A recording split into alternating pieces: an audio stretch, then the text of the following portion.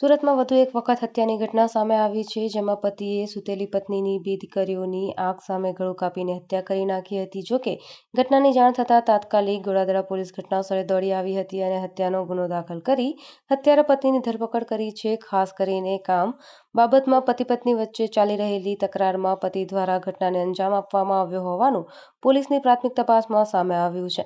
આ સમગ્ર મામલે પોલીસે આરોપી અને પતિને ઝડપી પાડી આગળની કાર્યવાહી હાથ ધરી છે.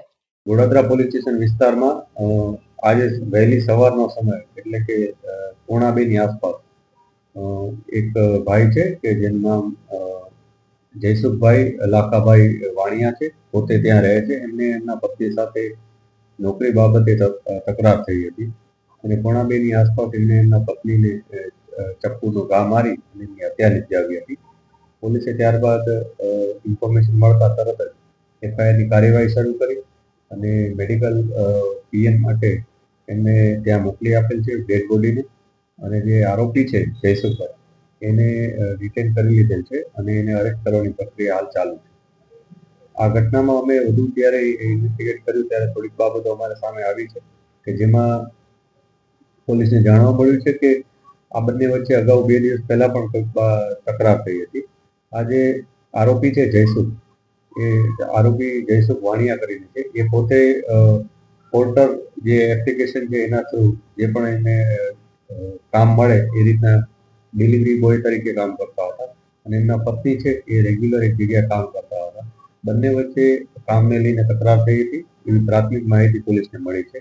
આ જે પણ ડિટેલ છે અમે એને એકવાર ક્રોસ વેરીફાઈ કરીશું અને આ ઘટનામાં ખરેખર શું સત્ય છે એના માટે એવિડન્સ જે પણ મળશે એ મુજબ આગળની કાર્યવાહી કરીશું.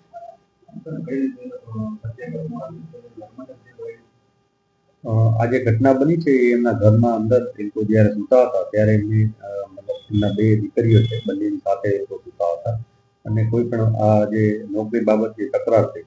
તકરાર થતાં એમના ઘરમાં એમ ચપ્પુ જે હતું એ ચપ્પુ ઘરમાં જે યુઝ કરતા હોય એ પ્રકારનું ચપ્પુ એમની પાસે પડ્યું હતું. એ ચપ્પુ લઈને એમણે એમના પત્ની પર એક ઘાતક વાર કર્યો હતો. એના ગળાના ભાગમાં એમને ઊંડો ઘા માર્યો હતો, જેને કારણે એમનું મૃત્યુ થયું હતું. પોસ્ટમોર્ટમ પછી જ અમને ખ્યાલ આવશે કે આમાં ખરેખર કેટલા ઘા માર્યા છે અને બીજા કોઈ મેડિકલ એવિડન્સ મળશે તો એ પણ અમને પોસ્ટમોર્ટમ બાદ જ ખ્યાલ આવશે. પોલીસને ઇન્ફોર્મેશન મળી હતી ત્યાં જ્યારે બનાવ બન્યો ત્યાર પછી અમને સારવાર માટે મેડિકલમાં લઈ ગયા હતા અને ત્યારબાદ પોલીસને ત્યાંથી ઇન્ફોર્મેશન. બ્યુરો રિપોર્ટ, ઇનાયત મંસૂરી, સુરત.